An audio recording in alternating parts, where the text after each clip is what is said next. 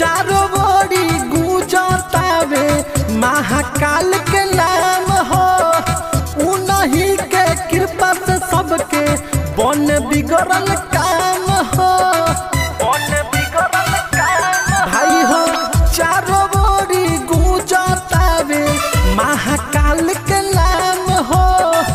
उन्हीं के कृपा से बन बिगड़ल काम हो। सुन बिकिया पंकज विकास निशु, बिकिया पंकज विकास निशु गगड़ी में जल भर रहा है।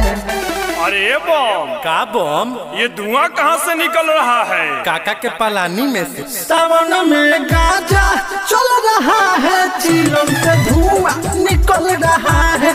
सावन में गाजा चल रहा है, चिलम से धुआं निकल रहा है।